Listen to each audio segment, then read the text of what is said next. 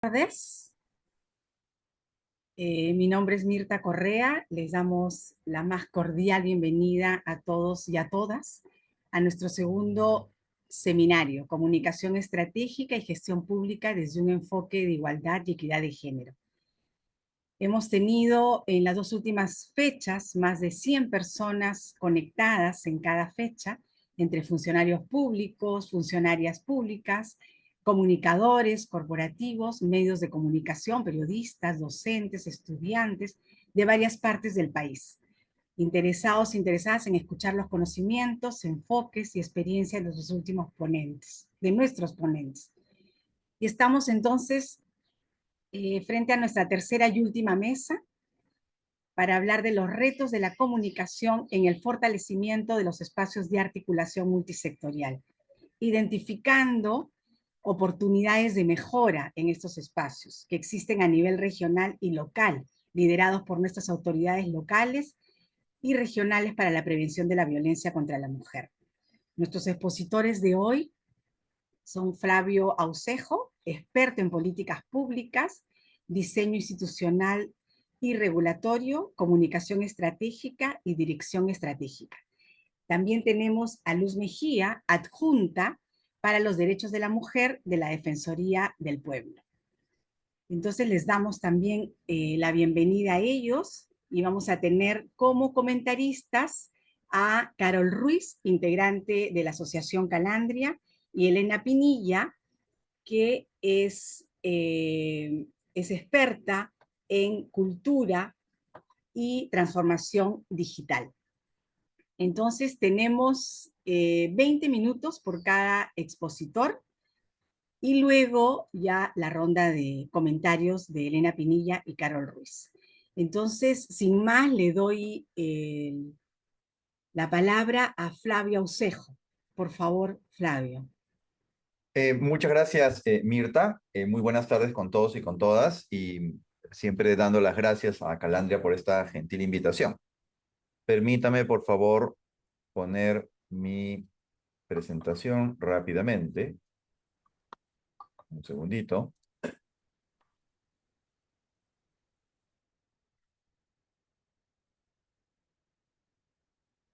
Ahí la deben estar bien. Ya. Bueno, el tema que nos convoca esta tarde es de singular interés y además me parece muy valioso esta combinación que hay entre el componente de articulación, que es un elemento bien de gestión pública, y el componente de comunicación, que siendo un elemento central en cualquier iniciativa de política pública y gestión pública, no solemos tomarlo como mucha referencia, ¿no? Entonces, por eso me pareció interesante este abordaje y sin duda estos dos elementos son elementos que son materia, o deberían ser en todo caso materia de atención, en lo que corresponde a la gobernanza, que es la que hace posible que las políticas públicas se transformen en una realidad para el ciudadano de a pie, ¿no?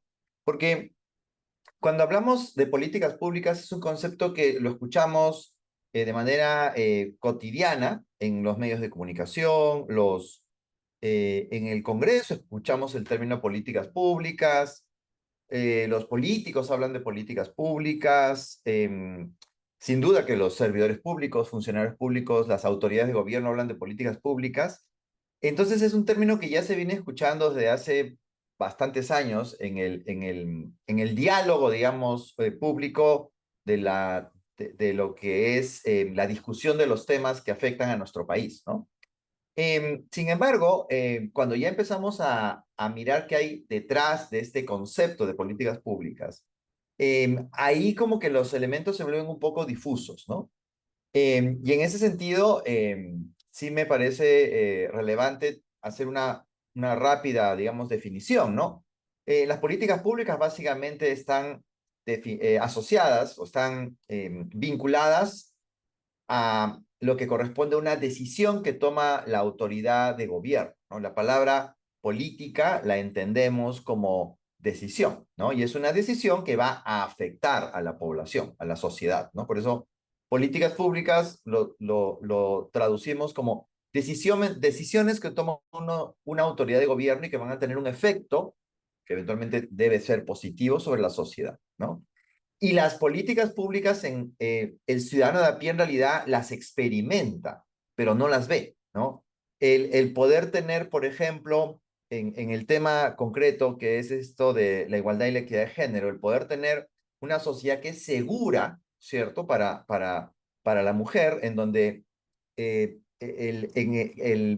una mujer, una estudiante, una joven que camina por la calle no se siente en riesgo, sino que lo experimente, es un ambiente seguro al transitar por la calle. Ese es el efecto de las políticas públicas, ¿no? Y que se mide a través de indicadores. Por ejemplo, la percepción de inseguridad ciudadana para una mujer es un indicador de política pública. Los feminicidios son un indicador de política pública. Entonces, las políticas públicas, si bien es cierto, es un elemento abstracto, se materializan, se hacen explícitas cuando nosotros vemos indicadores que nos expresan que hay esa sensación de bienestar. El nivel de feminicidios, la sensación de inseguridad, son indicadores de política pública que nos permiten a nosotros saber, medir si estamos yendo bien o no, porque como sabemos, lo que se mide no lo podemos, lo que no se mide no lo podemos mejorar, ¿no? Entonces, ese es un primer elemento. Y el segundo elemento es que desde la perspectiva de los ciudadanos, el ciudadano experimenta las políticas públicas, pero no las ve. ¿Qué cosa es lo que el ciudadano sí ve? Los servicios que el Estado entrega. Entonces, por ejemplo, el servicio de patrullaje, ¿no? Que puede brindar la Policía Nacional a través de la comisaría o el patrullaje combinado, que es el serenazgo con la policía, ¿no? Que nos puede transmitir esa sensación de seguridad. El servicio de patrullaje es lo que nosotros vemos, ¿no es cierto? Las acciones de protección frente a denuncias o frente a amenazas de violencia hacia la mujer, las acciones de protección que el Estado puede emitir, es un servicio que el Estado entrega. Entonces, las políticas públicas se hacen realidad a través de los servicios que el Estado entrega, ¿no? Entonces, ese es el otro elemento a considerar.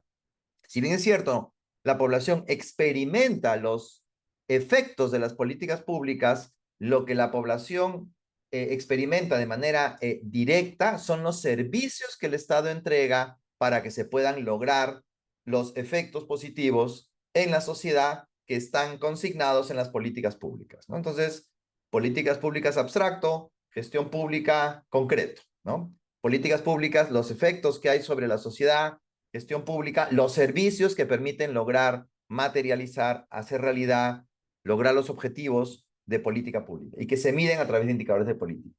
Entonces, con estos elementos claros, digamos, veamos cómo estamos en el tema que nos reúne esta tarde, ¿no? Y de acuerdo a las pautas que nos han brindado gentilmente, digamos, los he seleccionado en algunos ejes que nos han pedido para estructurar la presentación, ¿no? Lo primero en términos de logros y fortalezas hacia lo que es el problema público, ¿no? Este problema público parece sencillo decirlo, pero aunque ustedes no lo crean, a los políticos en particular se les hace súper difícil determinar qué cosa es un problema público, ¿no?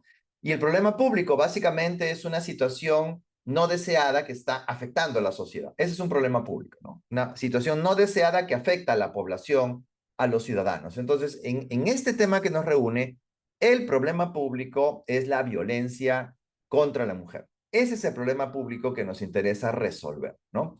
Y esa violencia, como dice el programa presupuestal de violencia contra la mujer, se manifiesta en muchos espacios y de diferentes formas. Por ejemplo, el día de hoy, 27, es una fecha en donde justo estaba leyendo, se conmemora el Día de la Lucha contra el Hostigamiento Sexual Laboral. Eso se conmemora el día de hoy. Eso, por ejemplo, es una expresión de violencia contra la mujer. También, obviamente, hostigamiento contra el hombre, pero la principal prevalencia es contra la mujer, ¿no?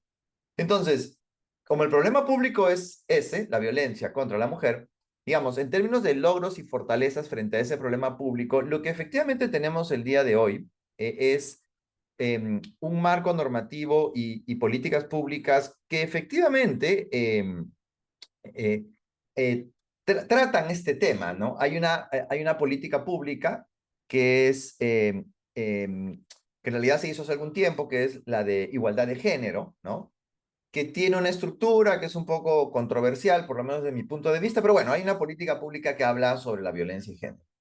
Y hay un programa presupuestal, es decir, una forma a través del Ministerio de Economía y Finanzas financia los servicios para atender el problema de violencia de género. Hay un programa presupuestal que es de violencia contra la mujer, que a diferencia de la política pública está bastante bien estructurado este programa presupuestal, se aprobó antes de la pandemia inclusive, que financia los servicios que van hacia la violencia para poder prevenir o atender los casos de violencia, ¿no? Entonces, sí hay un marco normativo en las políticas públicas vigentes, ¿no? Que obviamente hay espacios de mejora, pero ahí está, ¿no?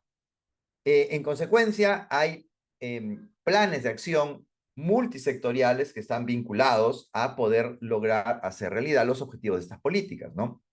Hay una participación de la sociedad civil, hay muchas organizaciones como las que seguramente están presentes esta tarde, que tienen un rol activo sobre esto. Y también, hablando del tema de comunicación, hay uso de la tecnología y medios digitales para poder generar conciencia sobre eso, ¿no? El tema de violencia contra la mujer es algo que está en la agenda pública desde hace bastante tiempo, ¿no? Mi percepción en realidad es que si bien es cierto, está en la agenda, lo cierto es que la transformación de esa demanda de la sociedad por una atención al tema de violencia contra la mujer, en la práctica no se ha materializado en una acción gubernamental efectiva. La señal de eso es presupuestal, o sea, si uno mira la cantidad de presupuesto que se asigna a, por ejemplo, las comisarías de mujeres a nivel nacional, la que se asigna a los centros de emergencia mujer a nivel nacional, vamos a ver que esos números no son en realidad significativamente altos, ¿ya? Y tampoco no es que han ido creciendo a lo largo del tiempo, ¿no? Entonces creo que, eh, digamos, todavía no hemos logrado como Estado darle la debida atención a estas problemáticas, solo mirándolo desde la perspectiva presupuestal. Hay otros aspectos sobre los cuales voy a entrar en un segundo, ¿no? Si vamos ya a lo que corresponde a los barreras, desafíos o espacios de mejora, si quieren verlo así, uno de los desafíos más grandes que tenemos en este momento en nuestro país, en general, en lo que viene ocurriendo en el Perú, ¿no? Y en particular en este tema, es que estamos experimentando un deterioro institucional acelerado en el Estado, ¿no? Y lo vemos todos los días, ¿no? Nombramientos de profesionales que en realidad claramente no cumplen con el perfil, prioridades que están en temas que realmente no son requerimientos o que están en la agenda pública, como por ejemplo las acciones del Ministerio del Interior, ¿no? Que claramente están totalmente desalineadas de lo que es la expectativa de de la ciudadanía, y en particular sobre estos temas, ¿no? También tenemos un tema de fragmentación institucional y esto claramente se ve a nivel de gobiernos regionales y municipales, ¿no? Los recursos con los que cuentan estos niveles de gobierno son escasos, ¿no? Y la descentralización no ha logrado generar los mecanismos que permitan un trabajo articulado entre todos esos actores. Entonces hay una fragmentación. La ausencia de mecanismos de articulación, sobre esto podríamos hablar mucho más, pero uno de los problemas estructurales que tiene el Estado peruano desde las reformas de Fujimori en los 90 es que no ha logrado tener éxito en el trabajo de articulación. Las políticas públicas, por definición, son multisectoriales. Por lo tanto, necesita de poderosos mecanismos de articulación. ¿Qué significa eso? Básicamente responder a la pregunta, ¿quién tiene que hacer qué, cuándo? Eso es la articulación. Y eso es lo que no tenemos. No hay lo que se llama un espacio para ponernos de acuerdo y los mecanismos para ponernos de acuerdo. Es lo que llamamos la gobernanza. Tenemos una muy mala gobernanza en las políticas públicas. Hay escasez de recursos y financiamiento, y además un financiamiento que es no predecible. Estos manejos ya arbitrarios que tiene el Ministerio de Economía y Finanzas sobre el presupuesto hace que los responsables de llevar adelante las acciones asociadas a los temas de violencia contra la mujer no tengan predictibilidad sobre los recursos disponibles. También hay un tema de resistencia cultural y de discursos reactivos, más aún en estos tiempos, por esto que señalo al final de la polarización y la desinformación, ¿no? Estamos, como yo sostengo, estamos en una era del yo creo, ¿no? Entonces, porque está en mi cabeza, entonces lo convierto en una verdad, ¿no? Y me peleo por una verdad, pero que es mi verdad porque la inventé en mi cabeza, ¿no? No hay ninguna vinculación con lo que es un análisis que utilice mecanismos técnicos científicos, digamos, ¿no? El análisis científico está totalmente ausente, lo que en políticas públicas llamamos la evidencia, ¿no? Y en esa línea, al actuar sobre lo que yo creo, colisionamos pues con lo que es casi un elemento que es del sentido común, ¿no? El pensamiento crítico prácticamente es una especie en extinción en este momento en la discusión, en los intercambios en nuestro país, ¿no? Hay desafíos en la medición de impactos, ¿no? Yo he mencionado un par de indicadores, pero medir los impactos aquí no es tan sencillo, y ya digo, si no medimos, no sabemos lo que está pasando. Y también los desafíos propios de la sostenibilidad de un esfuerzo de esta naturaleza, que es un esfuerzo complejo. ¿Qué significa eso? Hay variables que no controlamos, ¿no?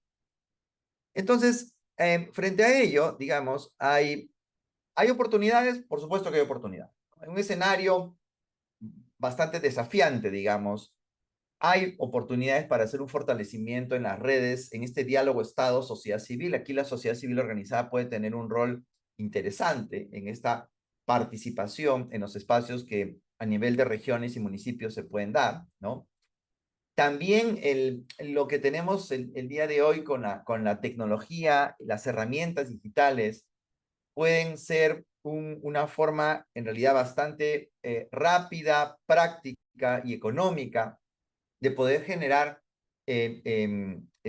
espacios para la articulación, pero también medios que permitan trabajar en estos aspectos asociados al género y que claramente tiene un efecto también interesante sobre la comunicación en aspectos como la pedagogía, la educación, la prevención, sin duda, ¿no? Entonces hay elementos importantes que se pueden poner en práctica y el aprovechamiento de los medios alternativos, ¿no? Hoy por hoy, eh, el uso de las redes sociales, el uso de formas distintas de poder tener acceso a información, poder intervenir, nos abre un abanico mucho más grande de posibilidades de lo que teníamos antes del 2020, antes de la pandemia, ¿no? Y también nos lleva a la importancia de las narrativas locales, ¿no?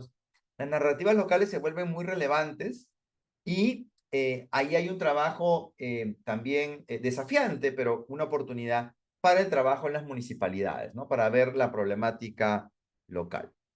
Eh, y entonces, ya pasando al tema de la comunicación, me parece que si hablamos ya de estrategias de comunicación que están vinculadas a estos aspectos, creo que los mensajes tendrían que estar centrados en dos grandes dimensiones, ¿no? Un tema de derechos, ¿no? Conciencia sobre derechos.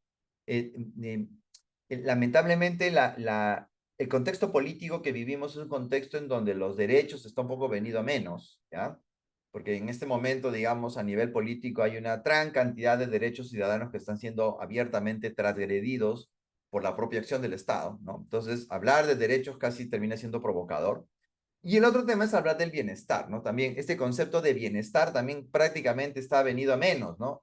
Ya nos hemos olvidado de lo que es el poder caminar tranquilo por la calle, el poder desplazarnos de un sitio a otro en determinados tiempos, etcétera, etcétera, ¿no? Entonces, hablar de derechos y hablar de bienestar casi es lo obvio, pero en este momento se vuelve muy necesario, ¿no? Porque son dos elementos que no están dejados de lado, digamos, ¿no?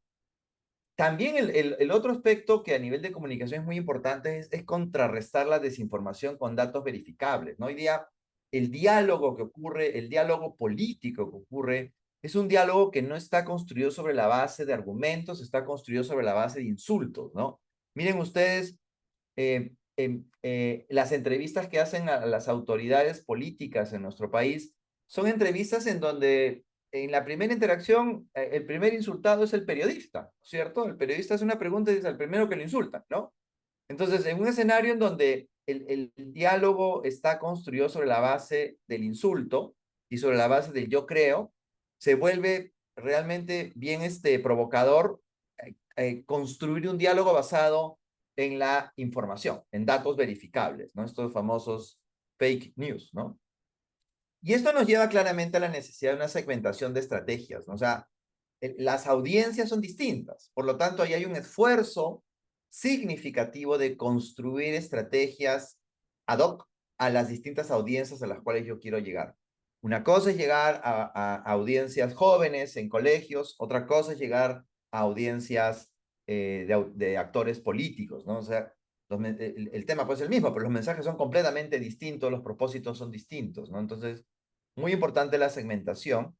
La construcción de alianzas, ¿no? Con líderes de opinión que tienen capacidad de incidencia y tienen esta legitimidad para poder actuar, digamos, en un mensaje que vaya en esta lógica de derechos y de bienestar. Y finalmente también en un tema que puede estar plagado de yo creos, ¿no? Es muy importante la formación para los comunicadores, ¿no? Aquí hay un espacio en donde se plantean posiciones reactivas, se plantean posiciones más ideologizadas, ¿no? Cuando digo ideologizadas, me estoy refiriendo a posiciones que están basadas no en elementos que tengan una base científica, sino en elementos que están más en la lógica de las creencias, ¿no? Entonces, la formación para los comunicadores es un elemento central, ¿no? Bueno, la verdad que para aquellos que quieren escuchar, ¿no? Pero me parece que es un elemento sustantivo la formación en estos aspectos, ¿no? Bueno, eso quería compartir con ustedes y quedo atento a los comentarios, preguntas, por supuesto. Muchas gracias. Gracias, Flavio. Bueno, Flavio, nos has planteado entonces que estamos frente a un Estado fragmentado, ¿no? Que no tiene mecanismos para la articulación, sin embargo, sí existen espacios como las mesas, por ejemplo, de articulación en los espacios territoriales, ¿no? Sin embargo, tú estás planteando que no se pueden poner de acuerdo, que la articulación consistiría en ponerse de acuerdo, y sin embargo, ahí existen una serie de barreras que son las que estás planteando, ¿no? Y que tiene que ver con incluso la comunicación en términos de qué cosa, qué capacidades tenemos que desarrollar también los comunicadores, comunicadoras, incluso incluyendo al periodismo, pero también las autoridades para ponerse de acuerdo y gestionar juntos frente a una problemática tan grave como la violencia contra la mujer. Entonces ahora es el turno de la doctora Mejía. Por favor, doctora, ella es adjunta a los derechos de la mujer de la Defensoría del Pueblo.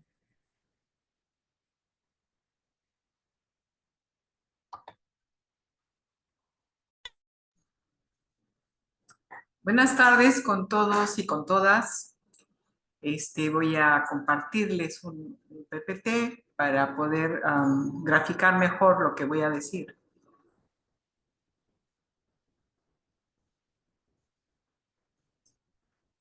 Bueno, me convoca a este espacio para hablar sobre la articulación y comunicación de las instancias de concertación para la prevención de la violencia de género. En esta medida, por favor, la siguiente lámina. Voy a poder compartir esta información con los siguientes objetivos: visibilizar la importancia de las instancias de concertación en la prevención de la violencia contra las mujeres e identificar los desafíos en la articulación, coordinación en acciones de prevención a nivel local. Siguiente, por favor. Siguiente. Bueno, al respecto, tengo que decir sobre la violencia. La violencia basada en género que afecta a las mujeres en nuestro país tiene altos índices de incidencia, importando o afectando gravemente en su proyecto de vida. Esta violencia se manifiesta en diferentes formas, como el acoso sexual callejero o en el ámbito público, la violencia sexual, el hostigamiento sexual en el ámbito laboral, la violencia en la relación de pareja, las desapariciones por terceros, los feminicidios, entre otros. En ese sentido, de acuerdo al INEI,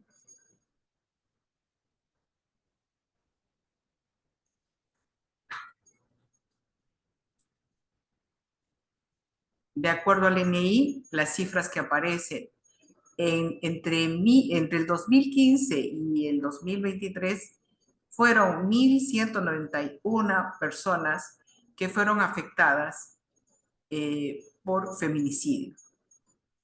Y la mayor incidencia después de Lima en las ciudades de Arequipa, Cusco, Junín, Huánuco y La Libertad. Asimismo, la Defensoría del Pueblo identificó 170 feminicidios ocurridos en el año 2024, de los cuales 15%, o sea, 26, fueron reportados previamente como desaparecidas, mientras que en el año 2023 se registraron 150 feminicidios, de los cuales 21% fue antes desaparecida. Por otro lado, la situación de las niñas, la situación de las desapariciones de las niñas, adolescentes y mujeres en el Perú es también muy grave.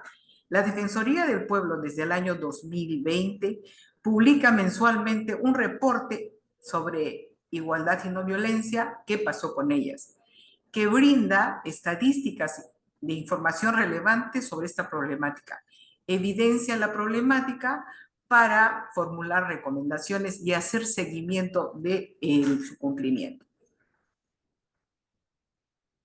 Así, en el año 2024, la Defensoría identificó que la Policía Nacional del Perú registró 7.097, notas de alerta desaparecidas, de las cuales el 65%, 4.000, estamos hablando de 4.611, fueron niñas y adolescentes y 35 adultas, lo cual sí es preocupante.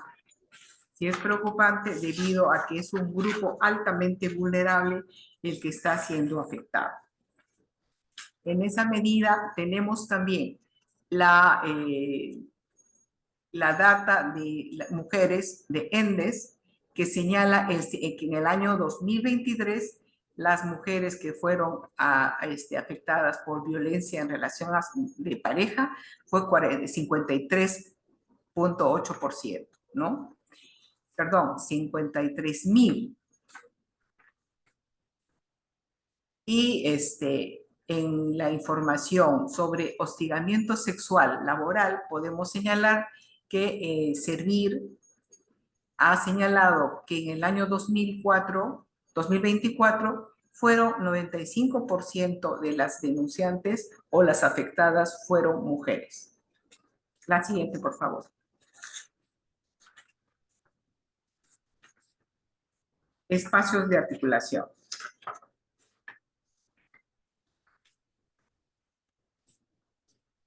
Siguiente, por favor. Estos espacios de articulación, como sabemos, son espacios formales donde se elaboran propuestas, se evalúan políticas públicas orientadas a la erradicación de la violencia contra mujeres e integrantes del grupo familiar. ¿Por qué es importante? Es importante porque es un componente esencial del Sistema Nacional para la Prevención, Sanción y Erradicación de la Violencia contra las Mujeres y los integrantes del grupo familiar, por las siguientes razones. Permiten vigilar y pedir cuentas a las instancias públicas sobre acciones de prevención de la violencia hacia mujeres. Elaboran, ejecutan, monitorean y evalúan las políticas públicas que prevengan y combatan la violencia hacia las mujeres. Desarrollan planes operativos, institucionales y adoptan presupuestos. aseguran que se dé cumplimiento. Siguiente, por favor.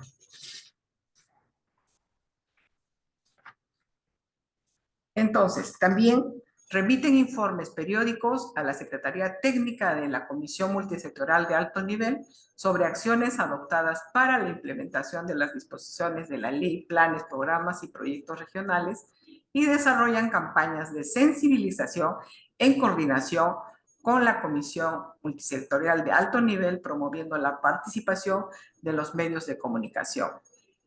También es una de sus funciones crear el Observatorio de Violencia contra las Mujeres integrantes del grupo familiar en el ámbito de su región, en concordancia con los lineamientos elaborados por el Observatorio Nacional de la Violencia contra las Mujeres. Asimismo, tienen otras atribuciones que les pueda delegar la Comisión Multisectorial de Alto Nivel. Las 3 instancias de concertación tienen también funciones para proponer en los instrumentos de gestión y particularmente en el plan de desarrollo concertado, y en particular en el plan de desarrollo concertado, en el plan operativo institucional y en el presupuesto participativo, metas, indicadores y acciones que respondan a la problemática de la violencia contra las mujeres. También promueven la adopción de políticas, planes, programas, acciones y presupuestos específicos para la prevención, atención, protección y recuperación de las víctimas y sanción y rehabilitación de las personas agresoras, dando cumplimiento a la ley. Impulsan el cumplimiento del protocolo base de actuación conjunta como instrumento de obligatorio cumplimiento en las instituciones públicas y su adecuación. Como vemos, tienen importantes funciones que de cumplirse podrían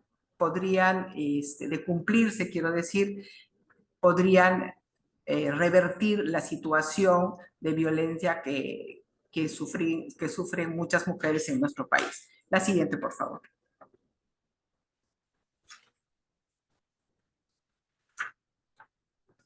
¿Qué obstáculos se han identificado? Desde la Defensoría del Pueblo, en nuestro ejercicio o en nuestra función de supervisión, hemos desarrollado diferentes supervisiones. Evidentemente, diariamente vemos casos en forma particular, digamos, singulares. Sin embargo, en estos periodos que voy a detallar, se han hecho supervisiones masivas, digamos, a un grupo de gobiernos regionales, tanto en el año 2018 y en el año 2022 se efectuó una supervisión a las instancias de concertación regional y provincial. Asimismo, actualmente se efectúan las visitas de supervisión que hacen nuestras diferentes oficinas defensoriales y los módulos de atención defensorial. En efecto, voy a referir que, por ejemplo, en el año 2018,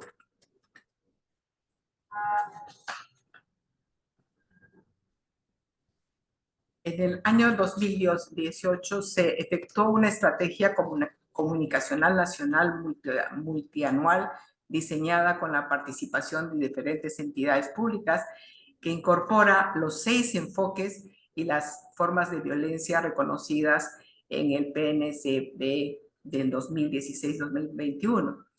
En esa medida, nosotros verificamos que el 56%, 14 de los gobiernos regionales supervisados, informó haber realizado actividades vinculadas a la Estrategia Comunicacional Nacional Multianual.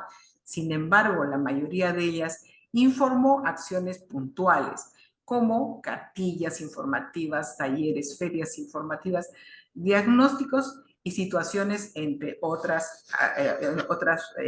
actividades. En el 2021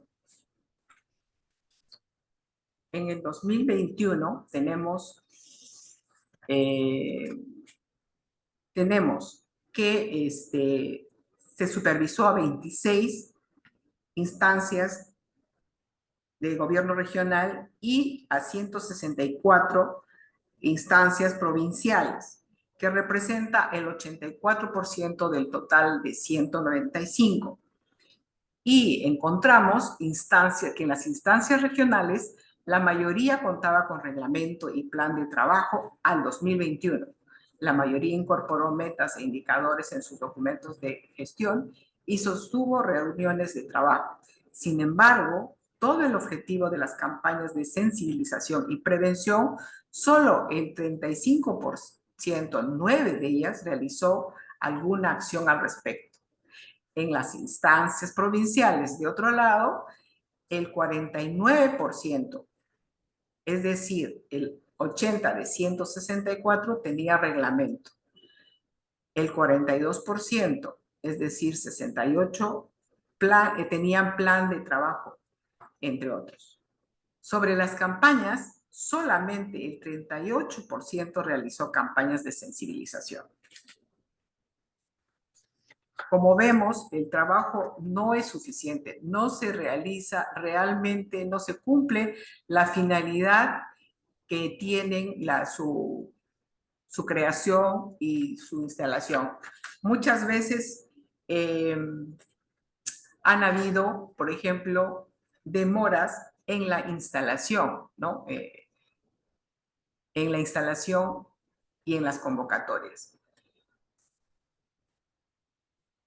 Asimismo, en el 2024 hemos tenido la supervisión de a los diferentes gobiernos regionales y algunos, instancias regionales y a las instancias de gobierno provincial. En estas, lo que se ha advertido comúnmente es que en su mayoría no participan los titulares y las personas a las que se le encarga hacer el seguimiento de las reuniones, de las sesiones y de los acuerdos, son personas que son cambiadas constantemente, con lo cual no podemos decir que haya un trabajo que pueda hacerse en forma continua y de ahí que las metas no se pueden cumplir.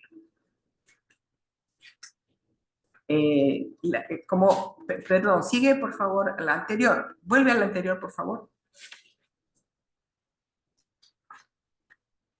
Estas demoras en la instalación y en las convocatorias son constantes. Recientemente, algunas de nuestras oficinas han podido llegar justamente a los lugares más alejados. Por ejemplo, en Cerro de Pasco, tenemos un resultado que me han hecho llegar últimamente y con esfuerzo se ha tenido que hacer una supervisión a 17 gobiernos locales. Se logró que 14 instancias de concertación sesionaran durante el año 24 por intervención de la Defensoría. Sin embargo, se evidenció que 3 instancias de concertación de las municipalidades Huariaca, Ticlacayán y Posuso no sesionaron. Entonces, el tema, también existe un seguimiento efectivo por parte de nuestras oficinas defensoriales para que se dé cumplimiento a las normas que señalan cuál es el rol de estas instancias. Y por ello podemos, por ejemplo, verificar que también se advierte que no suelen considerar acciones de prevención en la agenda local y se concentran en su mayoría en la atención de casos. Asimismo, no se aprovechan los espacios de articulación con otros sectores para identificar los principales obstáculos para enfrentar de manera integral los altos índices de violencia. Siguiente, por favor. Siguiente, por favor. En esa medida, tenemos una agenda pendiente que realizar en el presente año. Se ha programado, primero se ha identificado las obligaciones de los gobiernos locales, considerando el marco normativo vigente sobre violencia contra las mujeres e integrantes del grupo familiar, y en esa medida, para el presente año, se ha programado supervisiones para verificar la normatividad que tienen los gobiernos locales sobre el acoso sexual en espacio público y asimismo hemos programado realizar supervisiones sobre el cumplimiento de las normas en acoso político. Como agenda pendiente se tiene la adopción de planes locales de prevención frente a la desaparición de las mujeres, niñas y adolescentes, incidir en acciones articuladas, sostenidas con indicadores de monitoreo y evaluación, promover cambios culturales que involucren alianzas de la sociedad civil y medios de comunicación. Como referí anteriormente en los porcentajes de las niñas y adolescentes que son afectadas, sobre todo en los casos de desaparición, hemos advertido altos índices de afectación. De esa manera, nosotros continuamos realizando acciones preventivas para que eso pueda disminuir. La siguiente, por favor. Bueno, en el caso de la Defensoría del Pueblo, tenemos acciones que realizamos tanto en la atención diaria en las diferentes oficinas, pero asimismo también en los planes de trabajo institucionales que se hacen a nivel nacional. Para cada año tenemos las supervisiones que justamente se realizan para trabajar en las labores de prevención de este flagelo de la violencia contra la mujer e integrantes del grupo familiar. Gracias. Muchas gracias, doctora Mejía. Digamos que el diagnóstico es parecido al que nos hablaba también Flavio, ¿no? Son espacios que no estarían cumpliendo su función. Incluso usted ha identificado que habiendo una estrategia de comunicación, se convierten en acciones puntuales, ¿no? Y que no necesariamente existiría y se estaría aprovechando ese proceso de concertación, de articulación, de que estén sentados los sectores en la mesa para una visión y una gestión integral del problema de la violencia contra la mujer, y que no existiría entonces un liderazgo sostenible desde las autoridades. En ese sentido, también yo le invito a anotar a usted y a Flavio algunos de los comentarios que los dejamos para que luego nos responda, o preguntas del público. Lili Mejía nos dice, en ese sentido, entonces, ¿cómo hacer para sensibilizar a las autoridades para que lideren realmente estos espacios de concertación? También tenemos, Carlos pedía data, que usted le ha dado, sobre el feminicidio. También Lili Mejía nos dice, hay sanciones para aquellas instancias, sean regionales, provinciales o distritales, que no cumplen con elaborar sus planes de trabajo. María le responde diciendo que sí existirían sanciones desde el MINT, pero que no se ejecutan. Y mientras se siguen asesinando a más mujeres, dice María. Wagner dice, en los espacios de COPROSEG y CODISEC, al inicio de cada año se instala y juramenta los nuevos miembros. También en los espacios de concertación se realiza dicho procedimiento. Pregunta, de ser así, ¿en cuál de los artículos de la norma lo establece? Entonces nos quedamos con esos comentarios y pasamos ahora sí. Bueno, aquí hay otro de María. Si todas las instituciones involucradas de responsabilidad trabajarían de forma articulada y permanente, consecuentemente, creo, tendríamos otra realidad. Cada institución va independientemente por su camino. Durante muchos años, responsables del SEM, como del programa Aurora, sin embargo, solo están o reaccionan solo con la participación de la sociedad civil, ¿no? Y tiene que ver con lo que usted nos decía también, con la no continuidad incluso de los titulares, ¿no? Bueno, entonces ahora sí damos el pase a nuestras dos comentaristas, Elena Pinilla y Carol Ruiz. Carol Ruiz, por favor, te escuchamos. Muy buenas noches con todas y con todos. Ha sido un gusto escuchar a Flavio Aucejo y a la doctora Luz Medina. Creo que nos han dado Carol, bastantes elementos. Sí, creo que puedes acercarte un poquito más al micrófono. sí, claro que sí. No sé si me escuchan bien ahora, pero les decía que me parece importante lo planteado por el doctor Flavio Aucejo y por la doctora Luz Mejía, porque nos da algunos desafíos desde la comunicación para mejorar el funcionamiento de estos procesos de concertación, de estas instancias de articulación, de estos espacios multisectoriales que aluden al tema de prevención de la violencia. Yo quería hacer referencia a algunos elementos en los cuales coincido, pero sin embargo quería darme unos minutitos para subrayar de mejor forma lo que la doctora Luz Mejía nos ha dado, no solamente con las cifras, sino que con lo que significa el abordaje de la violencia de género en nuestro país, ¿no? Sobre todo la violencia de género contra las mujeres. En ese sentido, me parece que los elementos que la doctora Luz nos ha planteado no solo configuran un problema de derechos humanos y de salud pública en estricto, sino también un obstáculo para el tema del desarrollo sostenible, ¿no? Más allá de las consecuencias que son graves en la vida y en la salud de las mujeres afectadas, creo que además este tipo de violencia trasciende las esferas familiares, las esferas comunitarias, en el espacio de las escuelas, en el espacio laboral, en el espacio de la calle, en los espacios públicos y mucho más aún en las casas, ¿no?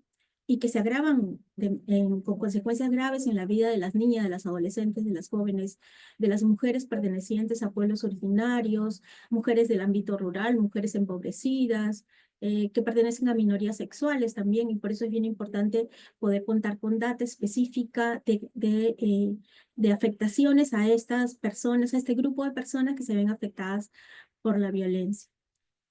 Recordar también que las instancias de concertación regional, provincial y local, como bien dijo el doctor Flavio Aucejo, tienen esta noción de hacia dónde apuntan el tema de la gobernanza, ¿no? Y sobre todo la construcción de políticas públicas, entendidos esto como elementos de decisión que permiten medir cambios, pero también me permiten medir apuestas, ¿no?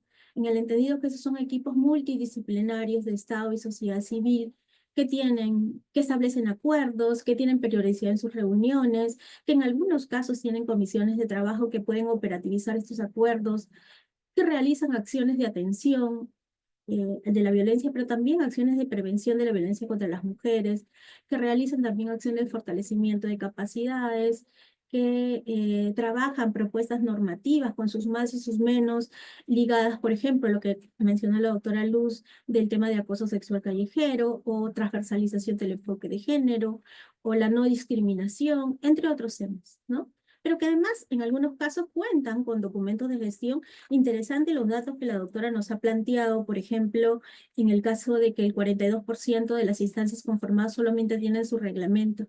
Y ahí hay una tarea por hacer que creo que se convierte en un desafío para quienes acompañamos o somos parte de las instancias de concertación. O como el hecho de que solo el 45% cuente con planes de trabajo, y por ahí surgió la duda de que si esos planes tienen un seguimiento oportuno de parte de quienes conducen las instancias, que en estos casos son liderados por los alcaldes distritales, provinciales y los gobernadores regionales. Eso, para tenerlo en cuenta, también es importante precisar que las funciones que la doctora Luz nos ha señalado son interesantes en sí. No solamente tiene que ver con proponer instrumentos de gestión, sino también avanzar en la dación o en el cumplimiento de un protocolo base de actuación conjunta, el tema de responder, digamos que, o informar a estas comisiones que se forman en las instancias provinciales y regionales, pero también la comisión multisectorial de alto nivel, ¿no? En el caso de las instancias regionales y provinciales, ¿no? De acuerdo a lo que está establecido en la ley 30364. Algunos elementos de los logros que me parecen interesantes, ¿no? Es que, si bien es cierto, las instancias cuentan con estos documentos de gestión, pero que son mínimos en relación al conjunto, ¿no? Son en todos los casos los porcentajes menores del 50%. es importante precisar que también hay un esfuerzo desde las instancias en la capacitación a diversos grupos, ¿no? Por ejemplo, efectivos policiales, personal de serenazgo y de fiscalización de los gobiernos locales y de los gobiernos regionales, funcionarios municipales, personal de salud, psicólogas, obstetras y diversos actores que atienden situaciones de violencia y que tienen que estar capacitados en materia de la normatividad, pero también de las modificaciones y poder mejorar la atención de los casos de violencia y, por qué no, garantizar la igualdad de género en sus distritos, pero también como una apuesta más como Estado, ¿no? Faltaría, sí, el tema de la capacitación a periodistas y comunicadores, y esto en alianza con algunos actores claves que garanticen que haya un acercamiento de estos dos mundos, por así decirlo, que permita un engranaje mayor para el tema de articulación y de comunicación. Es importante también precisar que también se ha avanzado en este tema de las ordenanzas, también el tema de las campañas, esas campañas preventivas que se desarrollan en el marco de las fechas emblemáticas, que en algunos casos hay varias instancias locales, provinciales y distritales que cuentan con planes de comunicación que no solamente están enfocadas a tener productos o recursos comunicativos, sino más bien una apuesta por hacer de la comunicación un eje y tener una estrategia clara para todo el tema de prevención de la violencia, lo cual es bastante interesante porque permite que estos actores del Estado y sociedad civil se pongan de acuerdo, y eso creo que es un primer nivel de articulación, ¿no? También hay muchas instancias que elaboran pronunciamientos o tienen una voz en función a casos emblemáticos. Sin embargo, no es la mayoría de los casos, pero se hacen, ¿no?, pronunciamientos específicos frente a situaciones específicas, frente a casos emblemáticos o frente a que los indicadores de violencia se disparan en algunos casos, ¿no? También hay instancias que cuentan con estos protocolos de atención distrital que se enmarcan en la Ley 30364. Algunos elementos que me parecen interesantes remarcarlos en función a estos desafíos que nos han colocado los ponentes, por ejemplo. Todos sabemos que existe una estrategia nacional de mujeres libres de violencia que fue elaborada y aprobada en el 2021 y que no ha sido incorporada adecuadamente en los diversos niveles del gobierno, ¿no? Y más aún, no ha sido incorporada en los planes de trabajo de las instancias de concertación adecuadamente. Y esa es una herramienta de gestión clave, porque para garantizar esta gobernanza y esta apuesta por una comunicación más efectiva entre los actores que conforman las instancias de concertación, es importante que esta herramienta de gestión pública para los distintos actores y niveles de gobierno, teniendo en cuenta sus roles y sus responsabilidades, puedan articular esto que nos decía Flavio, ¿no?, que es esta posibilidad de relacionar, por ejemplo, los proyectos, los programas, las políticas de prevención primaria para la igualdad de las mujeres y la erradicación de la violencia. Esto permite abordar, por ejemplo, las causas, algunos factores derivados de esta discriminación estructural contra las mujeres, ¿no?, que también pueda medir algunos factores, que nos pueda dar luces de estos indicadores y poder saber si está aumentando o no la ocurrencia, la frecuencia y la severidad de los casos de violencia.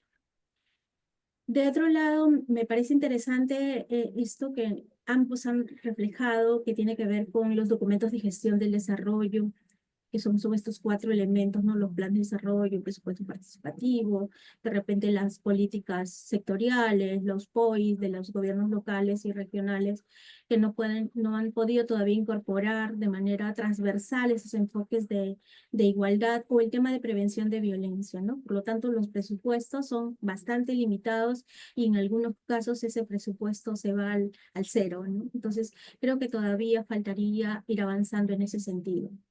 En ese sentido también es importante que tengamos una data actualizada que nos permita ver cuáles son los efectos de la violencia basada en género en las mujeres, ¿no? Teniendo en cuenta el tema de sexo, género, condición, pobreza y todos los elementos que comenté al inicio.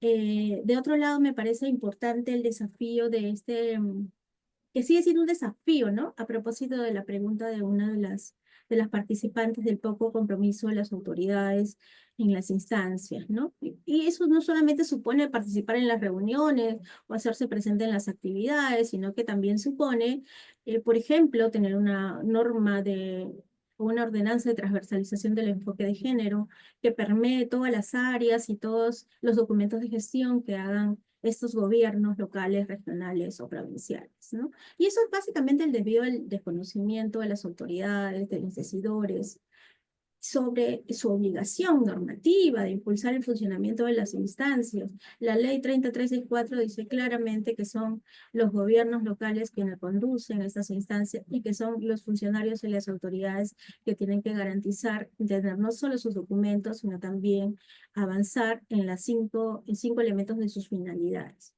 Aunado a eso, coincido con esta alta rotación o este cambio que hay en los funcionarios, no solamente municipales, sino también de otros actores que hace que muchas veces se retrasen los compromisos, se retrasen los acuerdos o no se tenga la información para poder tomar decisiones. Creo que eso es importante si es que queremos instancias de concertación de diversos niveles, articuladas, comunicadas, que tengan una apuesta clara con el tema de igualdad de género y prevención y atención oportuna de la violencia. De otro lado, ya para terminar, creo que es importante también avanzar en que tengan las instancias la claridad que existen otras instancias a las cuales tienen que informar lo que vienen haciendo, ¿no? Y esto es bien importante porque de alguna manera necesitamos apuntalar de mejor manera este sistema nacional que desde el MIN se crea a partir de la ley y que articula esas instancias distritales, provinciales y regionales a un espacio mucho más grande que está presidido, tiene digamos que hay un rol bien activo el Ministerio de la Mujer, ¿no? Ya para terminar, el tema de la participación de la sociedad civil en instancias de concertación. Si bien es cierto, es un espacio mixto, cabe recordar que no todas las instancias tienen un marco normativo de creación o de funcionamiento o reglamentos que incorporen de mejor manera a la sociedad civil, ¿no? Y con eso estoy diciendo que en algunos casos la participación de la sociedad civil es bastante mínima, lo cual no permite, por ejemplo, llevar las voces de mujeres y organizaciones, mujeres de base, campesinas que viven las situaciones de violencia en varios momentos de sus vidas y eso podría ayudar a tener una mejor comprensión del tema y por lo tanto estas políticas públicas, ¿no? Esta posibilidad de tener indicadores para medir cambios y apuestas puedan garantizarse con la voz y con el aporte de sociedad civil de manera más articulada que nos permita realmente que estos sean espacios multisectoriales que hacen uso de una comunicación adecuada y que garantizan la incorporación adecuada del enfoque de género y de la prevención de la violencia. Ahí me quedo. No sé si estoy bien de tiempo. Ok, gracias, muchas gracias, Carol. Porque además nos has dado ejemplos, casos donde sí se estaría trabajando iniciativas de comunicación, ¿no? Yo quisiera antes de darle el pase a Elena, nos escriben, nos preguntan, Rosario Guayanca, Inica, dice, tanto a nivel del gobierno regional y a nivel provincial, la norma obliga a que ahora lo dirija la máxima autoridad, gobernador o alcalde. Sin embargo, en la práctica, solo es presencia decorativa, dice Rosario, para las 2 horas de sesión y luego nada más. Rosana Favero nos dice, por medio de eventos como este, la ciudadanía puede analizar la real situación que tenemos en el país y que disminuye nuestra capacidad de respuesta frente a un contexto de violencia tan grave como el que vivimos. Y María nos plantea sobre su preocupación sobre la impunidad de los violentadores, los asesinos, los violadores. Bueno, Elena, entonces ahora te doy la palabra para tus comentarios. Y muchísimas gracias, Mirta. Y bueno, aprovecho para saludar cordialmente a todos, a todas quienes nos acompañan el día de hoy, preocupados, ¿no? Por cómo hacer para mejorar estos espacios de concertación y articulación que, bueno, no tengo en realidad, no vale la pena que yo redunde en todas las cosas que se han dicho respecto de su funcionamiento y sobre todo de su importancia y trascendencia. Entonces, yo por mi profesión, yo soy comunicadora social y de hecho durante mucho tiempo mi quehacer estuvo centrado justamente en cómo generar el diálogo, ¿no? Digamos, del Estado con la ciudadanía. O sea, durante mucho tiempo me dediqué a eso y cuando miramos los espacios de concertación, justamente los vemos desde ese rol. Más aún cuando su mandato, justamente como lo ha dicho Luz, lo ha señalado muy bien Flavio, es justamente el desplegar, entre otras cosas, estrategias de comunicación para la sensibilización, la prevención de la violencia contra la mujer. Entonces, efectivamente, nos encontramos en un escenario donde tenemos prácticamente todo lo que debería garantizar que esto funcione, ¿no? Porque está clara la política, está claro digamos, esto como decanta en espacios encargados de su ejecución, están las estrategias de comunicación, ¿no? Y en muchos casos yo he escuchado a justamente compañeros y compañeras de Calandria comentar, ¿no? Con lo interesante de que esta política tenga una estrategia de comunicación que no tienen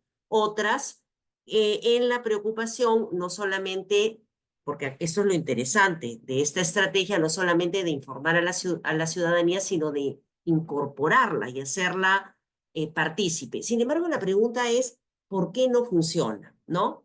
Entonces, bueno, yo ahora me dedico a los temas organizacionales, ¿bien? O sea, mi carrera me sacó del mundo del desarrollo y me llevó al mundo organizacional. Y entonces quiero comentar desde ahí lo que creo que falla. Y lo voy a hacer a partir de una experiencia que tuve cuando Calandria me invita a dictar 2 talleres. Un taller con los integrantes de un espacio de articulación en Piura, bien, y otro taller con comunicadores de espacios de articulación en Cusco. Tal vez algunos de ellos están aquí presentes en la reunión. Entonces, ¿qué es lo que pasa? Bien, yo no voy a, digamos, abonar más comentarios a cómo se lleva la estrategia hacia afuera, sino voy a contarles lo que yo vi hacia adentro y lo que creo que es fundamental para poder garantizar que los espacios de articulación funcionen. No basta para que algo funcione con tener un plan. Bien, el plan puede ser maravilloso, puede existir una estrategia muy bien planteada, pero tiene que haber un equipo que lo lleve a la práctica, porque el plan no se redime en sí solo ni en la voluntad de las personas, que yo estoy segura que hay muchísima gente, como yo vi en Piura y en Cusco, realmente comprometida con, digamos, luchar contra la violencia, ¿de acuerdo? Y hacer legítimamente tareas de prevención. Pero lo que no dice nunca nada, y de repente Flavio me puede corregir ahí, en la política pública, es cómo debe actuar un equipo para que funcione. Y entonces aquí yo quiero comentarles algunas cosas que me parece que faltan, pero lo voy a decir en positivo, ¿de acuerdo? Porque si estos elementos se dieran, probablemente los espacios de concertación serían más fructíferos. Y de hecho, bueno, en mi vida profesional he visto espacios de concertación en otros sectores que han funcionado y es porque la casualidad dio de que alguien se preocupó por hacer de ese espacio y de esas personas un equipo de trabajo. Para que un equipo sea equipo, lo primero que tiene que compartir es un propósito común, ¿de acuerdo? Y efectivamente, como lo han señalado nuestros ponentes y Carol también, las personas que se sientan en un espacio de articulación tienen agendas propias, que son las agendas de sus entidades. Y hay un plan que los congrega, pero el plan, si bien tiene objetivos, estos objetivos no están apropiados en términos de un objetivo común y compartido. ¿Bien? O sea, uno puede tener un montón de planes, un montón de objetivos que son del plan, pero la pregunta es, ¿este espacio de concertación qué propósito se plantea? O sea, ¿cuál va a ser la prioridad de cara a su región, de cara a los distritos que están allí involucrados en función de cómo se manifiesta esta problemática? Entonces, el plan tiene que transformarse en un propósito, ¿de acuerdo? Bien. Entonces, lo primero que tendría que hacer este espacio de articulación es poner sobre la mesa cuáles son los intereses particulares y las prioridades que cada uno tiene, y sobre la base de eso y lo que marca el plan, definir este objetivo común que luego se tiene que transformar en acciones, en metas a lograr y obviamente en indicadores, porque si no el plan se vuelve algo muy grande y muy difícil de ejecutar. ¿Bien? Muy bien. Lo segundo, una vez que uno tiene el propósito claro, es identificar el mecanismo de funcionamiento. Todo equipo, al margen de tener tareas que realizar para poder cumplir con ese propósito, ¿no? Y una estrategia, tiene que tener una serie de elementos que le permitan funcionar. Cuando yo fui a Piura y a Cusco, no había nada de esto, más que buenas voluntades, ¿de acuerdo? Ustedes me preguntarán, bueno, Elena, se concreta y plantea, ¿no? ¿Cuáles son estos mecanismos? Y en realidad todos nosotros sabemos de trabajo en equipo, hemos tenido experiencias de equipos muy buenos y equipos muy malos, y el sentido común nos va enseñando qué, pero igual voy a mencionar algunos. Por ejemplo, cuando se definen tareas colaborativas, o sea, que vamos a ejecutar en común, necesitamos definir roles. Y para poder definir roles tenemos que saber quién es quién. ¿Y qué ocurre en estos espacios? Que nunca se da un momento para que la gente se conozca realmente y pueda decir cómo aportar a ese propósito y a las acciones que decidamos colectivamente que vamos a realizar. Cuando yo fui a Piura y fui a Cusco, las personas son perfectos desconocidos, a pesar de que han tenido muchas reuniones. El conocerse no es algo que se da naturalmente a la hora del coffee, donde efectivamente, ¿no? Normalmente hay un momento donde, ¿no? La gente se toma una gaseosa, comparte algo de comer y conversa, sino que hay que hacerlo parte de la dinámica de gestión. Las personas tienen que presentarse y decir, yo represento a tal entidad, estoy de acuerdo con el propósito y yo puedo aportar de esta manera, y construir lo que se llama una matriz de roles y responsabilidades que se hace en todos los equipos, donde se dice qué tareas las va a ejecutar quién con ayuda de quién. Bien, existen estas matrices en Internet muchísimas. Hay gente que llama la matriz RISC, tienen un montón de nombres, son muy fáciles de aplicar, están virtualmente, y si uno ha definido un propósito y ha definido las actividades que va a realizar, inmediatamente debería aterrizar la estrategia en una de estas matrices, donde las personas dicen quién va a ser el responsable, quién va a ser la persona que va a dar soporte o quiénes van a dar soporte, quién debería asesorar, ¿de acuerdo? Y lo segundo, como parte de esa definición de roles, que es un elemento central de la gestión, ¿a quién debo informar qué? Entonces, si nosotros vamos a construir colectivamente, vamos a trabajar en equipo, una vez que asignamos los roles y cada uno se va, vuelve a su organización, para que las cosas funcionen, yo tengo que saber qué está haciendo la otra persona, cómo está avanzando. Entonces, el diseñar un mecanismo de seguimiento de tareas es fundamental. Antes, eso era una de las cosas más complicadas porque alguien tenía que dedicarse a esto. Sin embargo, hoy en día tenemos múltiples herramientas tecnológicas que nos permiten ir viendo qué hace cada uno. Otro mecanismo fundamental es el tener un lugar donde, un repositorio de toda la información que produce este espacio colaborativo, ¿de acuerdo? Donde nosotros podamos acceder e intercambiar. Entonces, hoy en día, si uno mira herramientas colaborativas, tenemos una enorme cantidad, muy fáciles de usar, al alcance de todos, gratuitas, que deberían ser parte del acervo para un buen funcionamiento de un espacio de concertación. Y finalmente, voy a mencionarlo rápido, no sé, Mierta, cuánto tiempo me queda, si me queda, quería mencionar, ¿me queda? Ya no. Sí, sí, sí, todavía, Elena, dale. Ya. Un aspecto que me parece central es el desarrollar relaciones de confianza. ¿De acuerdo? Uno no colabora si no confía. ¿De acuerdo? Bien. Entonces, cuando uno se sienta en un espacio de concertación, no solo es importante conocernos para poder asignarnos roles. ¿De acuerdo?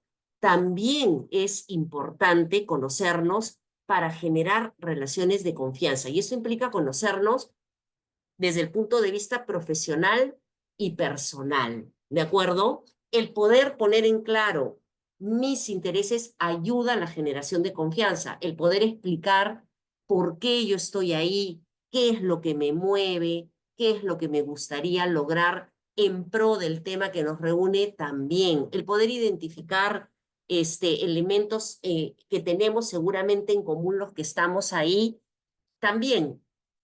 Esa fue parte de mi tarea cuando estuve en el taller de Piura y la gente decía, es increíble que haya pasado tanto tiempo y nunca nos hayamos dado un espacio para poder conocernos, porque eso nos permitiría trabajar mucho mejor, ¿de acuerdo? Entonces, resumiendo, ningún espacio de concertación y articulación va a funcionar si no se ve como un equipo, lo cual implica la definición clara de un propósito común en base a la conjunción y el consenso que se puede encontrar de la puesta en común de nuestros intereses, ese propósito traducirlo a las sinergias que podemos hacer, porque si tenemos el propósito, cada uno puede decir qué puede aportar y cómo construir sinergias con los demás, pero adicionalmente, si no generamos mecanismos de comunicación y de funcionamiento internos como los que mencionaba y relaciones de confianza, ningún espacio de articulación va a funcionar. Bien, y ahí un poco para entrar a la polémica, yo quería mencionar algo, tal vez luego esto puede también ser parte de los comentarios de nuestros ponentes y de Carol. Puede ser que la autoridad sea quien por mandato tiene que liderar, pero es imposible que lo haga porque tiene muchas cosas que hacer. Las autoridades le dan la relevancia, pero no pueden ser los gestores, ¿de acuerdo? Un equipo necesita un líder dentro del grupo que pueda, un líder facilitador que pueda ayudar a que ese colectivo funcione. Jamás deberíamos esperar que esto quede en manos de la autoridad, que lo que tiene sí que estar ahí es para darle la relevancia política y los recursos para que el espacio funcione. Bien, entonces, bueno, esos eran temas que yo quería colocar con una mirada más desde el punto de vista organizacional a los espacios de articulación. Bueno, muchas gracias, Elena. Y efectivamente has puesto en cuestión alguna de los obstáculos que se identificaban, que era el poco liderazgo, la ausencia de liderazgo de las autoridades. Tú nos dices, no podemos esperar necesariamente que ellos lideren. Incluso María, aquí entre nuestras participantes, dice que si no fuera por las ONGs no podríamos avanzar en nada en estos espacios de concertación, ¿no? Pero bueno, entonces, igual me parece interesante, Lina, que has planteado algunos mecanismos que están en la línea de lo que Flavio nos decía de la articulación para la gobernanza a nivel territorial, ¿no? Entonces, bueno, son las 7:25, tenemos otra rueda para nuestros ponentes primero y luego nuestros comentaristas. Y sin embargo, sí quiero darle la palabra también al público. Solamente leo algunas de las cosas que han dicho mientras ustedes iban comentando. Rosario Guayanca, en diferentes investigaciones, diversos temas, siempre se identifica la desarticulación y falta de institucionalidad como causa principal para lograr una política pública eficiente. ¿Cómo revertir esta realidad? ¿Será siempre un problema histórico, estructural, difícil de alcanzar? María dice acotar el sinceramiento de los presupuestos de las instituciones y realidad compartida con la sociedad civil. ¿No? María es la que nos decía, si no fuera por las ONGs no se avanza. Mabel Caro, como exfuncionaria pública, valoro lo que dice Elena Pinilla, la confianza es muy importante para articular objetivos comunes. María también dice, excelente propuesta de Elena, conocemos el equipo. Bueno, entonces ahora le daría el pase, por favor, a Flavio para un comentario, Flavio, final. 5 minutos. Muchísimas gracias, Mirta, y muy interesante la exposición y los aportes, digamos, de las dos comentaristas, ¿no?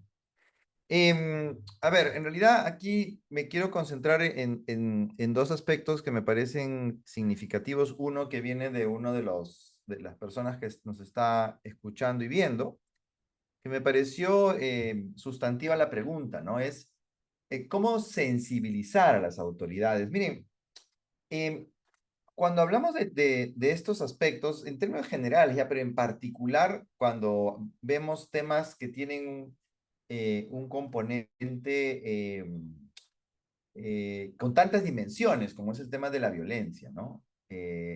Los números que nos han mostrado desde la Defensoría del Pueblo son pues reveladores, ¿no? Entonces tenemos una temática que tiene muchas dimensiones y en donde cualquier acción que viene desde el gobierno regional y desde el municipio necesariamente pasa por una decisión.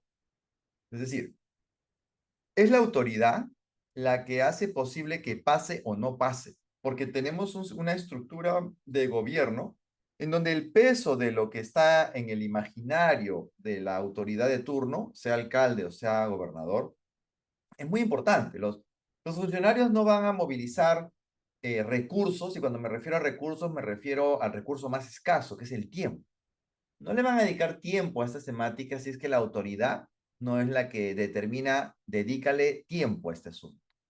Entonces, la sensibilización se vuelve un elemento clave, ¿no? Y aquí entramos en un ámbito que tiene un nivel de complejidad un poco alto, porque las autoridades son personas, hombres, mujeres, que no vienen pues del espacio, ¿no? O sea, vienen ya con un conjunto de conceptos en su imaginario, ya tienen una forma de vincularse a la realidad, tienen una forma de vincularse a las temáticas que están, digamos, como un elemento que representa un problema público, ¿no? Entonces, esto nos lleva pues a la absoluta relevancia de tomar conciencia cuando estamos haciendo nuestro ejercicio democrático de ir a votar, por quién estamos votando, ¿no? Porque la sensibilización significa que la persona que va a ser objeto de esa acción de sensibilización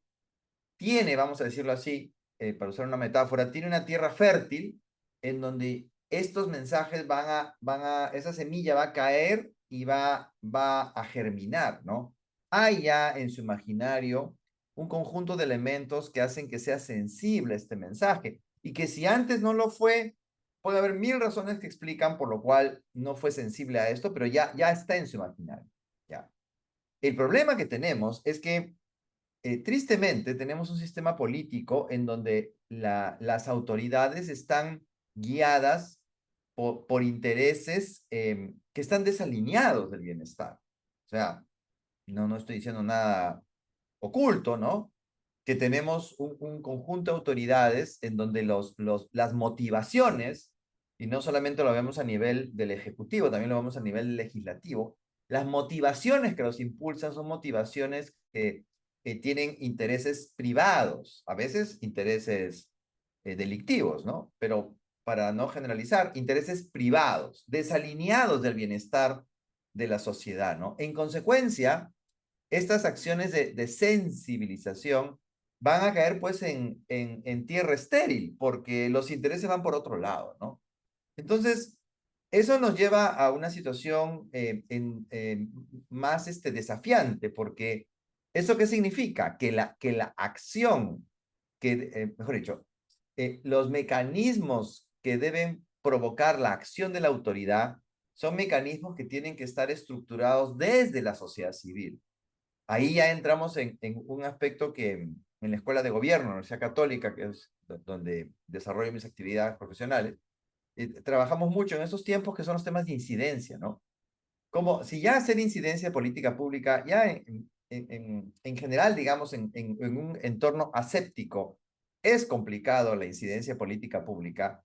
Hacer incidencia política pública en este entorno que tenemos de deterioro acelerado de las capacidades estatales y en un entorno político en donde los intereses están desalineados de lo que es el bienestar de la población, lograr generar incidencia para que haya atención sobre estas problemáticas tan urgentes se vuelve pues realmente bien difícil, ¿no?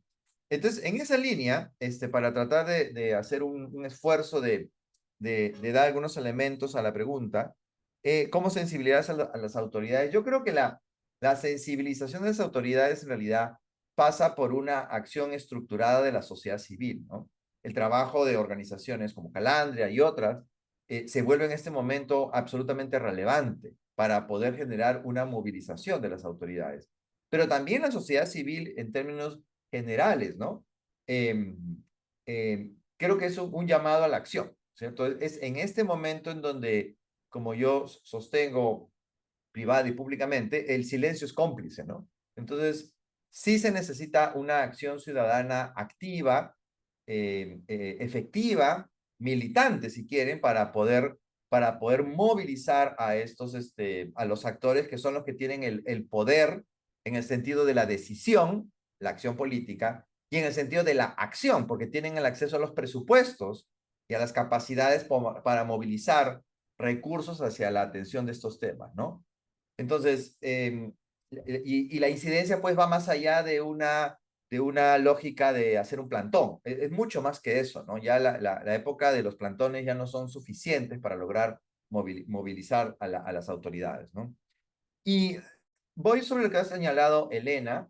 Efectivamente, ¿no? El tema de los equipos se vuelve clave, pero aquí, para generar un poco de polémica, digamos, sí, Elena tiene toda la razón, pero me parece que hay un aspecto que hay que resaltar, ¿no?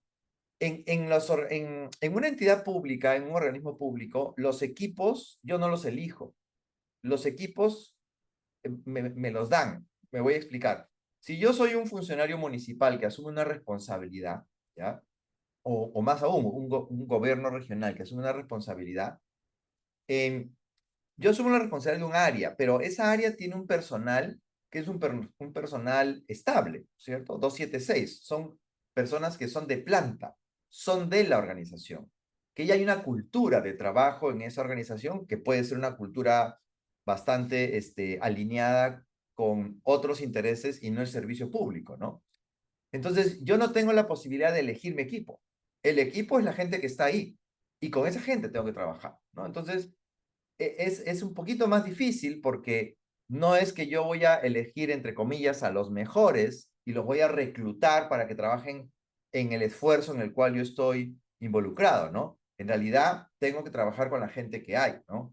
Si bien es cierto, el sistema, los sistemas públicos ahora son muy variados, pero lo cierto es que en muchos casos es el personal con el que yo cuento, ¿no?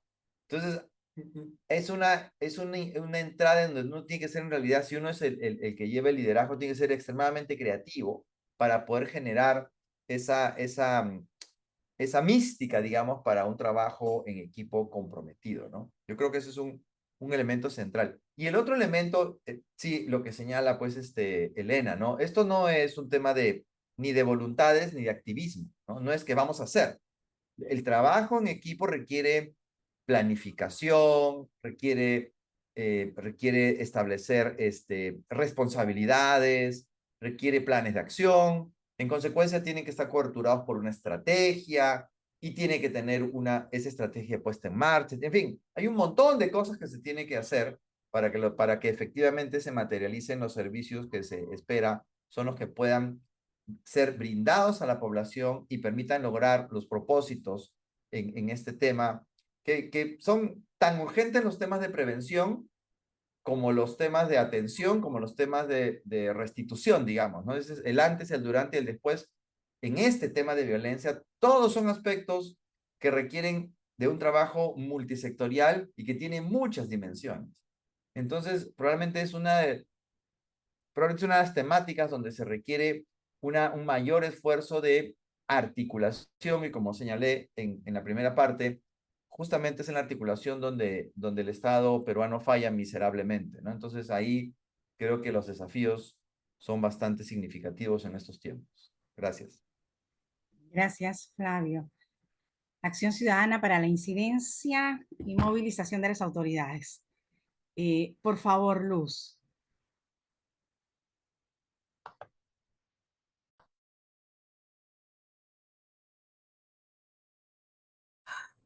Ya. Ok, yo realmente coincido con Flavio. Aquí, y claro, estoy encantada con lo que he escuchado, los comentarios de Elena y Carol. Y esto no es fácil, verlo de cerca eh, te hace ver la realidad del Perú. Nuestro país es un país multicultural, qué duda cabe, ¿verdad? Y sin embargo, aquí hay una tarea pendiente que tiene que hacerse, pero no se va a poder hacer si es que no se compran el pleito, yo digo. O sea, no es que si las personas que están encargadas de ello no se comprometen. Primero tiene que haber una comprensión de la problemática, ¿no? Es una capacitación. Luego, tiene que haber un compromiso. Si no hay compromiso, no se puede hacer nada. Le voy a dar prioridad a muchos otros temas que también son interesantes, importantes, pero no a este problema que es tan grande y que tiene tantas aristas, ¿no? Es muy importante también la participación de la sociedad civil organizada. En algunos puntos del país donde trabajamos, vemos que la importancia que tiene para, por ejemplo, hacer el seguimiento de qué están haciendo sus alcaldes, sus gobernadores en este tema, y llevan la información a nuestras oficinas para poder hacer juntos algunas tareas empujando el carro, ¿no? Entonces, eso es así. Y si no se trabaja en equipo, ni se tiene planes, ni se tiene una dirección, tampoco se puede hacer. Lo otro que también es importante y que no se ha dicho son los presupuestos. Generalmente para esta tarea no hay presupuesto, ¿no? Entonces se hacen se planean acciones que tienen que ver, más bien no tengan presupuesto y poder sacar adelante con el esfuerzo y con el compromiso de quienes realmente quieren trabajar en las instancias de concertación. De otro lado, creo que también es importante que las personas, muchas personas siempre están afuera, no quieren, ¿verdad? Como ciudadanos tenemos derechos, sí, pero también tenemos deberes. Y muchos de nosotros podemos participar de alguna manera y no lo hacemos. Entonces vemos el problema de afuera. Creo que hay que vincularse, hay que comprometerse de alguna manera, pero hay que hacerlo.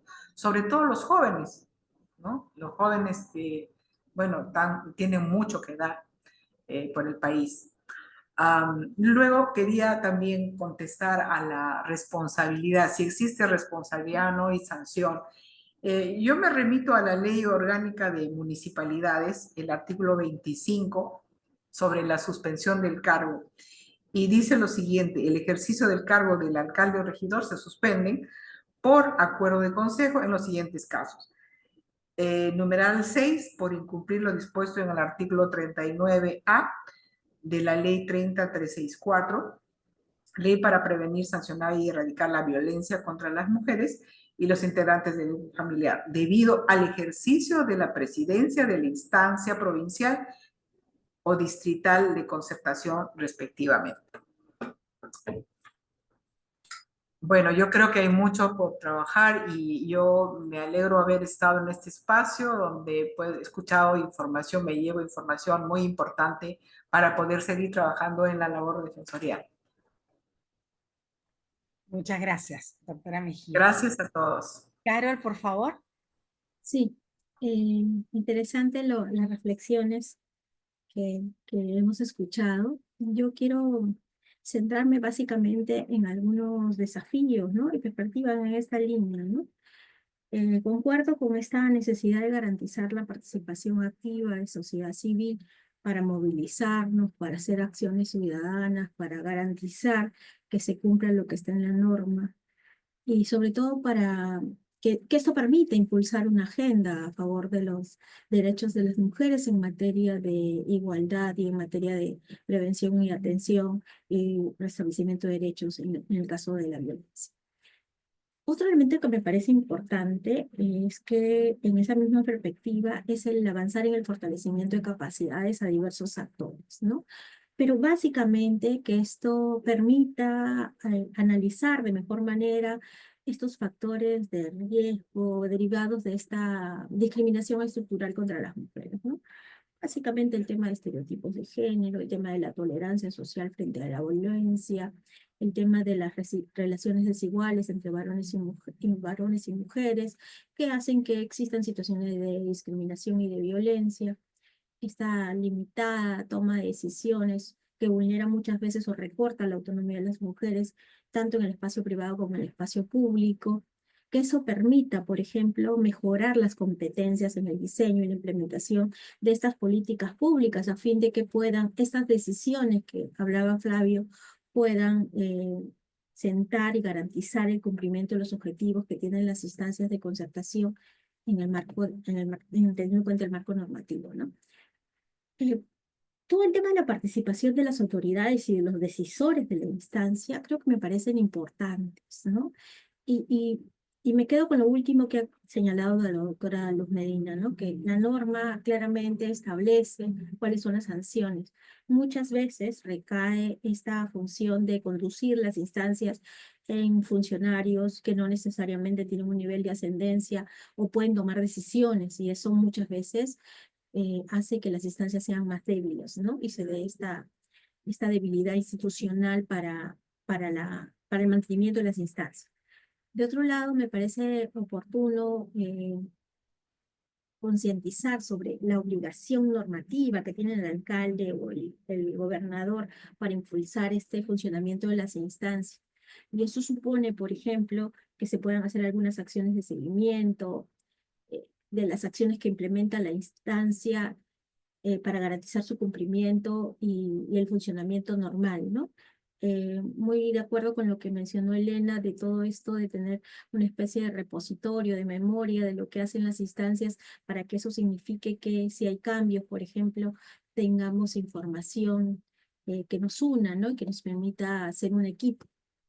Y el otro elemento que me parece interesante es este tema de garantizar una transversalización del enfoque de género, no solamente en las normativas, en los documentos de gestión, sino también en todo lo que significan los procesos de actualización, elaboración de planes de desarrollo, el tema de los retomar o incorporar elementos básicos de la transversalización del enfoque de género, ¿no? O avanzar en el seguimiento o en la aprobación y seguimiento de las ordenanzas, por ejemplo.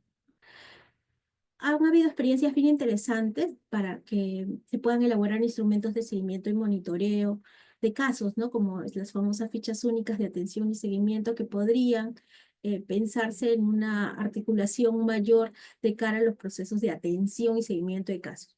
Más no tanto así ayuda para la prevención, porque las estrategias que tienen las instancias en algunos casos pueden ayudarnos a avanzar en materia de prevención. Eso también podría ayudarnos teniendo un registro de los casos de violencia, ¿no? Lo que le llaman los observatorios de violencia que deberían de tener, deberían estar a cargo de las instancias regionales y provinciales, y por qué no distritales, que con un registro de los casos de violencia según tipo y modalidad, ¿no? ¿Y por qué digo modalidad? Porque muchas de las veces solo tienen data informativa de los tipos de violencia, los 4 tipos, más no de otras modalidades como la trata de personas, el acoso político, entre otras situaciones de modalidades de violencia. En función a algunas perspectivas que quería comentarle, por ejemplo, es importante que las instancias puedan priorizar la identificación, aprobación e implementación de políticas públicas, ¿no? En esta lógica que nos planteaba Flavio de la gobernanza y de garantizar de que estas personas que toman decisiones, que son las autoridades, puedan avanzar un paso más, ¿no? Pero también el tema de los protocolos y las normas específicas en materia de igualdad de género y prevención de violencia. Y cuando hablo de políticas, anteriormente había muchos distritos que contaban con políticas locales de prevención de violencia o de igualdad de género entre varones y mujeres, ¿no? Que luego fue esfuerzos que con el tiempo se han ido perdiendo, y creo que en ese nivel tendremos que retomar esos elementos. También en el tema de la acción ciudadana y la movilización es bien importante en este sentido que las instancias puedan también brindar un tipo de reconocimiento a las personas, instituciones, a los actores que impulsan estos procesos o vienen desarrollando acciones estratégicas en las instancias. Eso con el ánimo de garantizar, ¿no? Alentar a que los equipos se cohesionen entre sí. Bueno, con eso me quedo. Creo que ha sido bien interesante el Bien, Carol. Creo que lo que estás planteando, incluso podríamos pensar en identificación de buenas prácticas también, ¿no? Que irradien sobre otras que están en la oscuridad. Elena, por favor. Sí, bueno, coincido mucho en todo, creo, con lo que han mencionado los ponentes y también Carol en su comentario. Y yo quería hablar sobre algo que me parece fundamental para el tema de la incidencia, ¿no? Que se ha tocado, digamos, bastante tanto de parte de la sociedad civil sobre las autoridades como también, ¿no? De quienes trabajan en el Estado y tienen, digamos, interés en sacar adelante justamente estos planes y estas estrategias. Y tienen que incidir en las autoridades de turno, que además normalmente son aves de paso, ¿no? Entonces, yo, para quienes están acá, digamos, escuchándonos y están, digamos, desde adentro peleándola, por decirlo de alguna manera, yo creo que es fundamental desarrollar el liderazgo, ¿no? El liderazgo no es algo innato, es algo que se desarrolla, o sea, no nacemos líderes, no hay alguien que nazca líder, es una habilidad que nosotros adquirimos y que digamos, la base en la que se sostiene es en la capacidad para comunicar en todas sus formas, ¿no? Nosotros pensamos muchas veces que tiene que ver con nuestra capacidad de oratoria y más bien yo diría que mucho más con nuestra capacidad de escucha, ¿no? Nuestra capacidad de diálogo, ¿no? Nuestra capacidad de negociación, ¿de acuerdo? Nuestra capacidad para construir consensos. Entonces, si yo quiero convencer y quiero hacer incidencia, la única manera, el único camino es fortalecer nuestro propio liderazgo, ¿no? Y esto lo pensaba a raíz de lo que decía Flavio, ¿no? Que en realidad uno nunca elige a su equipo de trabajo, ¿no? Yo he tenido oportunidad de trabajar en 2 oportunidades en el Estado como servidora y efectivamente es el equipo que te toca y en ese equipo puede haber de todo, personas que no quieren hacer nada, ¿no? Ya no quieren hacer nada, ya perdieron la ilusión de la vida y hay personas por el contrario, ¿no? Que siguen manteniendo el interés por nuestro Perú y por hacer cosas, pero no tienen, ¿no? No tienen líderes, ¿de acuerdo? Entonces, bueno, yo siempre digo que cuando a uno le toca un equipo de personas, uno tiene que ser gareca, ¿no es cierto? Sí, uno tiene que ir al mundial con lo que hay, ¿de acuerdo? ¿Y eso qué implica? Pues implica el segundo gran desafío que tenemos, bien sea porque actuamos desde la sociedad civil o porque somos servidores, ¿no? O gestores públicos, que es la capacidad de organizar equipo, ¿no? Que era lo que yo mencionaba en mi primera intervención. O sea, lo normativo es muy importante porque te da el marco, te da la obligatoriedad, la estrategia, también, porque ahí está lo que hay que hacer. Pero eso es papel sin un equipo, ¿no? Que lo lleve adelante. Y para generar equipo, pues están estas cosas, insisto, que en las que mencioné, ¿no? El que haya un propósito compartido, como nos decía Luz, frente al cual las personas se comprometan. El generar ese compromiso tiene que ver con construir propósitos compartidos entre quienes se sientan a la mesa, el poder aterrizar el plan en una estrategia colaborativa con todas las herramientas, insisto, que nos da gratis, gratis. Yo, no sé, yo pienso, yo he tenido que trabajar en equipo desde que empecé mi vida profesional y digo, ¿cómo no nací en esta época, ¿no? Donde hay tal cantidad de herramientas que nos permiten compartir información, gestionar las tareas y un larguísimo etcétera. Pero para esto hay que prepararse, ¿no? Uno tiene, efectivamente, como decía Flavio, que aprender a organizar equipos con lo que hay, ¿de acuerdo? Bien, y el aprender a desarrollar relaciones de confianza entre aquellos que tienen que colaborar, bien sea dentro de los grupos de sociedad civil, en los espacios de articulación del Estado y sobre todo entre ambos. O sea, no va a haber incidencia con resultados si no aprendemos a confiar como sociedad. Eso para mí es inviable. Y la confianza no es algo que cae del cielo, es algo que también se construye. Entonces, yo creo que por ahí hay varias tareas que no son imposibles, que se pueden hacer y para la cual lo que tenemos que hacer, bueno, pues también es desarrollar nuestras competencias personales. Por mi parte, muchísimas gracias a Calandria por la oportunidad de estar aquí, a todos ustedes por escucharnos y a todos mis compañeros de mesa por sus sabios consejos y palabras. Muchísimas gracias, Elena. Bueno, estamos llegando al final de esta tercera y última mesa de nuestro seminario. Muchas gracias a Flavio, a Luz, Elena, Carol y a nuestros participantes que han enriquecido este debate con sus opiniones, preguntas. Estamos terminando con más de 100 participantes. Entonces ahora viene la foto final, la foto de cierre con broche de oro de este seminario. Y nada, estamos listos, hay que prender la cámara y ya estamos, ¿no? Sí, listo. A ver, les digo. A ver.